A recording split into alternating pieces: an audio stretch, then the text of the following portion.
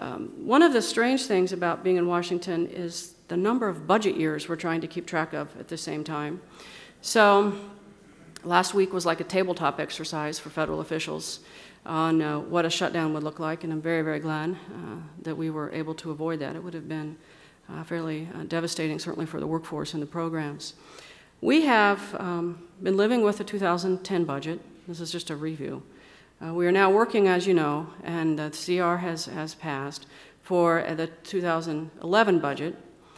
And the President announced 2012, which many of us predict will be equally challenging, kind of a revisit of last week's issues.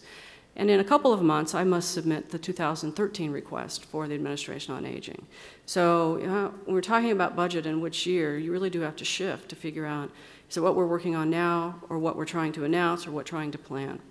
The 2012 budget for the Administration on Aging was historic. And I want to talk about that because I'm concerned watching sort of the national dialogue about the federal budget and how we move forward.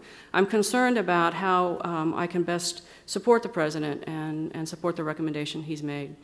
There is a recommendation in the Administration on Aging budget for around $93 million additional dollars for family caregiver support. And the way that that program is structured is to help individuals who need care, such as adult day services, and you all provide adult day services, to supporting the family caregiver with something like respite, where you're also involved. $93 million to the AOA budget. We also have $21.5 million for an elder justice initiative. Many, many people in this room have been tracking for a long time the Elder Justice Act, and the Elder Justice Act passed last year as a part of the Affordable Care Act, but it wasn't funded. And so it's sort of the good and the bad in terms of what people were hoping for when they advocated for so long. Adult Protective Services has never had a federal home. The Elder Justice Act would provide one at the Administration on Aging. It would also, and it's structured to provide supportive services to the states for adult protective services, but it wasn't funded. So what can we do to begin to address the larger issue? Policy development and support for elder abuse. One of the things that we all have in common, and I could come talk to any of you in any configuration, and we would all have in common, how do we support individuals as they age in their location of choice, which is most often at home in the community. We will build a national agenda, and we are building a national agenda for community living. And it's very important that we also talk about elder abuse as part of that agenda. Because you know as well as I know that when we are looking at people in the community who rely on others for support, they can become very, very isolated and vulnerable and dependent on someone else for care. We must pay attention to adult protective services and elder abuse because it's a public safety net type of issue. What the President recommended for us was $15 million so that we can begin to work with states who administer APS programs to look at best practices. One of the most glaring problems at the state level in APS is lack of uniform data and even definition.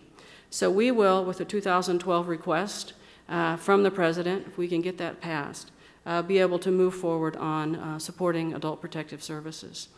Now, when I talk about APS, and when you listen to the advocates, there's a couple things to keep in mind. APS has never had a federal home and never had dedicated funding from the federal level.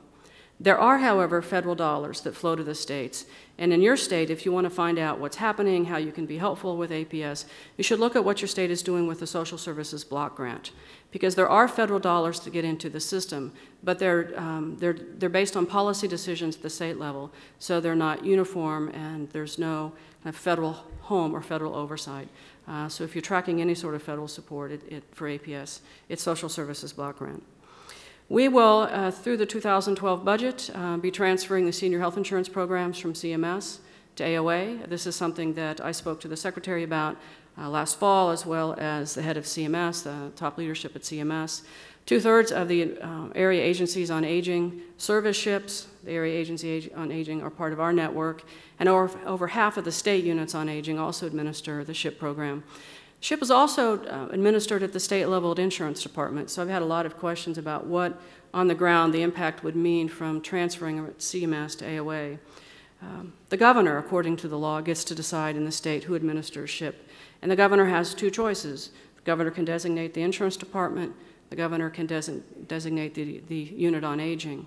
In my home state, we designated both at one time or the other, and because I have moved around a bit, I've administered the SHIP program in both settings. I'm very, very committed to working with insurance departments and our partners so that we can provide good support for the SHIPs, and don't have any need to make any changes other than to bring the SHIP program over to AOA so we can make sure it's compatible with and supported by the rest of the aging network. The Senior Community Service Employment Program, Title V of the Older Americans Act, is slated to transfer from the Department of Labor to AOA. This is the only section of the Older Americans Act that we have not administered in the whole 46-year history of the law. And again, in the state level, when you trickle down to the AAAs, many of the AAAs themselves are CSEP providers. This is a critically important program that gives AOA a new opportunity to focus on economic security of older adults. The CSEP program is designed to provide some subsidy to individuals who want to work as they age so that they can remain independent. We're very, very happy to be working with both the states and the national partners on that transfer. And then we'll be busy with CLASS. That one, so there's 3 big programs and 2 new budget requests. So I'll talk a little bit more about CLASS. But first let me say just a bit about the Affordable Care Act. I did a major national speech last July in St. Louis at the National Association of Area Agencies on Aging, and it was, again, a good news, bad news kind of speech. I talked about the fact that if you look at the Affordable Care Act and you look specifically for AOA, or even the Older Americans Act, you really won't find much. We got some money for aging and disability resource centers. We got the Elder Justice Act without funding. But in the rest of the Affordable Care Act, the opportunities for us exist at CMS.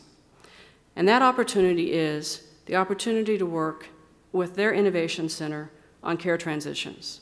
That we finally have the best laboratory and funding to look at how to stitch together acute care services, long-term services, and community supports, whether it's a health home or medical home, accountable care organizations, or care transitions.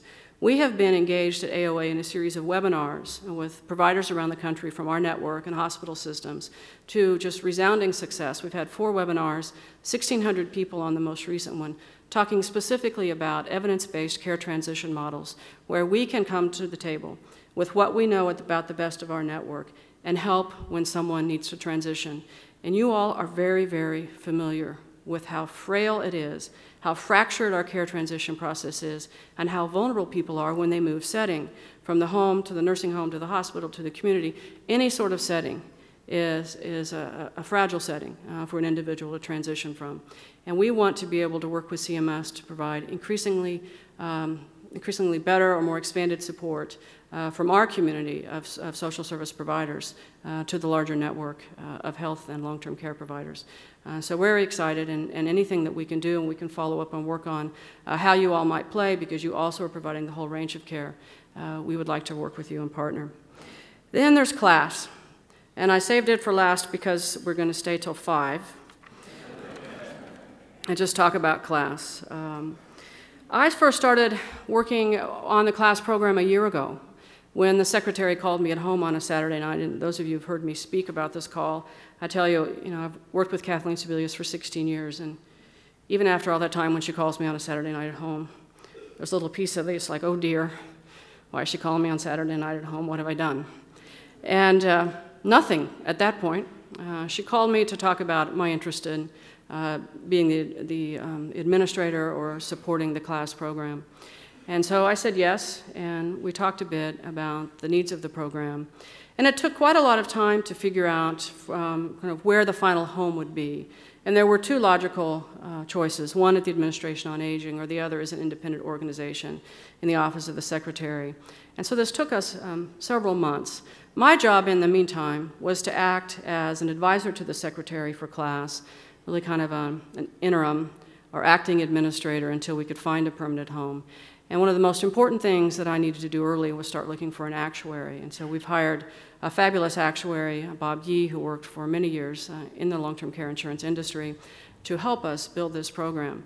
But I have been involved for a year, even though official announcement wasn't until January that this would stay at AOA. There are, I think, 3 reasons why the Secretary decided ultimately to put the program at AOA. And none of those reasons has to do with the word aging. One is that the nexus really is supporting community living, that we have a history at AOA, 45-year history, of providing supports to the community, supports to the individual so they can stay in the community. And so we have a lot of expertise about the networks and the type of assistance the class is designed to provide. Another, AOA is an operating division, so there were common efficiencies with my budget shop, the HR shop. I mean, those of you who are managers absolutely understand. We have a new line of business, but the back office we can support as we always have. And I think a third reason was that I have this very odd experience of having worked for 8 years as an insurance regulator, and then also for a long time now in the field of aging, so I'm familiar with community supports.